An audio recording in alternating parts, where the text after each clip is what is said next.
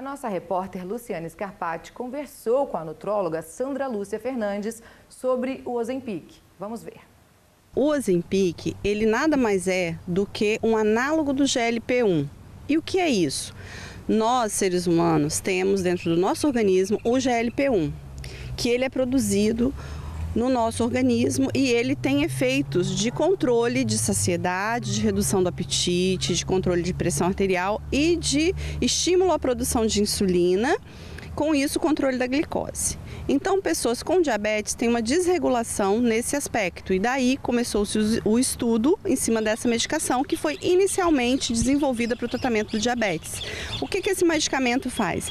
Ele simplesmente potencializa e intensifica a ação de algo que o nosso organismo já produz, que é o GLP-1. Então, a gente adquire isso de uma forma exógena e que com isso tem um efeito de ação muito prolongado. No caso do liraglutida, que é o Saxenda, a ação é de 24 horas. E no caso do semaglutida, que é também o mais famoso dos análogos do GLP-1, tem ação até de 7 dias, a aplicação uma vez por semana. Então, hoje no Brasil, o Ozempic, o famosinho, o preferido aí das influencers e tudo, ele na bula dele está escrito que ele é apenas para diabetes, mas existe esse uso off-label para o tratamento da obesidade, mas que só deve ser feito com acompanhamento médico, para que você faça uma avaliação completa e saiba se você tem indicação, porque medicamento, gente, para quem precisa. Fazer atividade física, fazer uma boa alimentação, vai te ajudar bastante, é a base de qualquer tratamento, tanto para o controle do peso quanto do diabetes. Mas algumas pessoas precisam de medicamento e aí tem que ser acompanhado por um médico. Pois é, doutora, a gente sabe que é um medicamento que não tem a obrigatoriedade de retenção de receita, mas não dá para eu chegar lá na farmácia e comprar um Ozempic ou um Saxenda e sair utilizando. Não, realmente, esses medicamentos, você pode chegar lá na farmácia, não tem nada que proíba o balconista de te vender.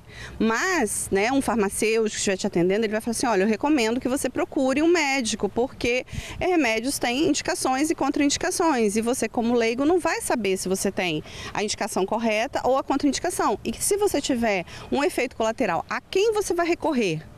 Porque quando a gente passa um medicamento para um paciente, a gente explica no consultório todos os benefícios e os riscos e fala, olha, se você tiver algum problema, você para a medicação, entra em contato, deixa sempre um telefone de contato para que a pessoa dê um retorno. Tá tudo bem? Volta na próxima consulta. Aconteceu alguma coisa? Liga para a secretária, vamos remarcar, vamos ver o que está acontecendo. Então, se você está por conta própria, se você usa uma dose inadequada, algumas pessoas acham que é brincadeira, se automedicam, começam com dose máxima, usam doses que não estão na bula, entende? E aí pode correr o risco de passar realmente muito mal e até precisar de um hospital. Pois é, inclusive a senhora estava me explicando que a senhora, como é nutróloga, pede até uma ultrassom de abdômen. Às vezes, se a pessoa já tem alguma doença, algum problema, pode potencializar, né? Sim, pode potencializar. Por exemplo, pessoas que já têm ali algum cálculo na vesícula que elas não saibam, não é que o Ozempic, ele por si só vai provocar o cálculo. Mas se a pessoa já tem o cálculo e a pessoa emagrecer muito rápido, esse problema na vesícula pode piorar. Então, eu já tive pacientes que eu falei, encaminhei para o cirurgião, pedi para tirar a vesícula, porque já tinha uma quantidade de cálculos enorme, e que era já uma prevenção de um problema, apesar da pessoa naquele momento não estar sentindo nada. Então, ver se tem ou não tem gordura no fígado, que é uma coisa bastante comum hoje em dia, e a gente também chama atenção para isso. O Ozempic ajuda na redução da gordura do fígado? Ajuda. Por quê? Ele provoca o emagrecimento. O emagrecimento reduz toda a gordura corporal, incluindo a gordura no fígado. Não é que o Ozempic tire a gordura do fígado. O emagrecimento como um todo, mais a mudança do estilo de vida, gente, o medicamento não é mágico, vamos sempre depois, se precisar tirar a medicação, ou você precisar parar por algum motivo, teve algum efeito colateral, você sempre vai ter que procurar manter um estilo de vida saudável, Nós moramos numa cidade linda, com tanta área que você pode caminhar gratuito, às vezes a pessoa fala, mas não tem dinheiro para pagar uma academia. Vamos simplesmente fazer aquilo de mais comum que é caminhar. E prazeroso também, né? Que delícia, Nesse dia lindo, então. Pois é, doutora, inclusive tem pessoas que buscam esse medicamento para perder 2, 3 quilos e você estava me falando que se for com acompanhamento médico, normalmente é recomendado para quem tem um IMC bem mais alto. Sim, a indicação de se iniciar tratamento medicamentoso para obesidade é um IMC acima de 27, quando a pessoa não respondeu a mudanças de estilo de vida e ela já tem alguma doença, hipertensão, diabetes, dislipidemia, né, que é colesterol alto ou açúcar alto no sangue. Ou IMC acima de 30, mas ela não teve sucesso com mudança de estilo de vida, que é reeducação alimentar, não são dietas restritivas, que ninguém consegue fazer dieta restritiva por muito tempo. Sim. Então as pessoas, a gente tem que entender também o seu biotipo, às vezes você quer um biotipo que não é o seu, e aí você fica se submetendo com essa pressão estética, principalmente sobre nós mulheres. Então, gente, é legal estar bonito, é legal, mas melhor ainda é ser saudável e envelhecer com saúde, né? Se você faz coisas que vão te agredir para manter um padrão estético, também não é legal. Então, usar medicamento para perder 2, 3, 4 quilos não é recomendado, né? A pessoa precisa realmente ter a indicação correta, porque, como eu falei, todo remédio tem o seu risco, tem a sua contraindicação e tem o seu risco de efeito colateral. E é bom sempre ter cuidado com tudo que entra na modinha, né? Até porque as influencers acabam falando, mostrando o uso e os resultados e não são autoridades, não são médicos, especialistas para poder indicar uma medicação, né? Sim, exatamente. Tem que ser um médico especialista, um endócrino, um nutrólogo, né? E um acompanhamento multidisciplinar, com nutricionista também, que vai poder ajudar o paciente. E a gente tem que lembrar que isso também tem um custo, né? Então, se a pessoa pode e ela deve tentar sempre com mudança de estilo de vida, é o início de tudo. E muitas pessoas não vão ter realmente condições financeiras, porque realmente a medicação ainda tem um custo elevado. Perfeito. Eu vou aproveitar aqui que a doutora está com a gente falando sobre o Ozempic. Eu estou aqui com uma canetinha, ela trouxe, né, para a gente dar uma olhada. Eu queria que você mostrasse, explicasse mais ou menos como ele funciona. É literalmente uma canetinha. Sim, é uma caneta similar àquelas insulinas de caneta, então ele fica na geladeira, vai ser de aplicação semanal, você vai tirar, deixar ele ficar um pouquinho em temperatura ambiente, não é recomendado aplicar muito gelado, é importante falar.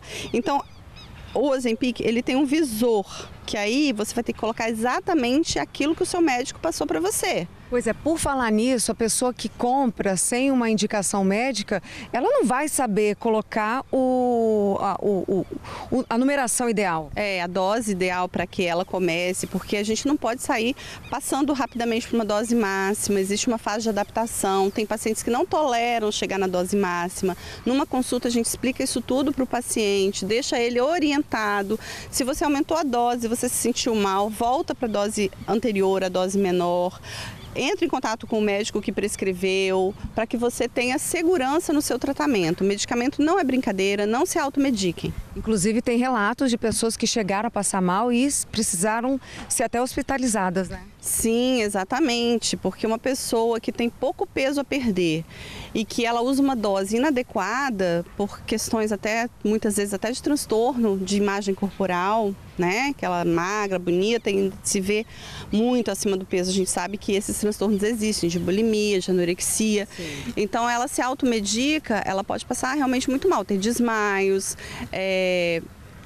enfim, muita náusea, que é o principal efeito colateral do medicamento, é do trato gastrointestinal, náusea, vômito, refluxo. Muitas pessoas ficam muito constipadas e isso, quando a pessoa precisa muito de um tratamento, às vezes a gente faz até outra medicação, um tipo de dieta especializada, né, com mais laxativa. Então, precisa ser avaliado, não é de qualquer jeito. E é uma canetinha que a própria pessoa aplica nela, né? Sim, sim. É que a pessoa vai conectar, essa daqui é só demonstrativa, viu, pessoal? Ninguém usou isso aqui, não. Então, as agulhas, elas vêm na caixa.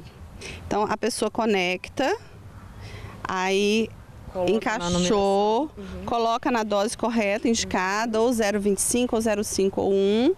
E aí ela tira a tampinha e aí ela simplesmente vai aplicar de preferência numa área, geralmente a gente recomenda a barriga, abdômen, tá?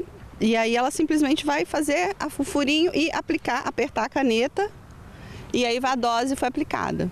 Tá certo, então. Muito obrigada, doutora. Eu conversei aqui com a Sandra Lúcia Fernandes, nutróloga, falando um pouquinho aí dos riscos, né, de se automedicar com esses remédios da moda. Eu volto com você no estúdio.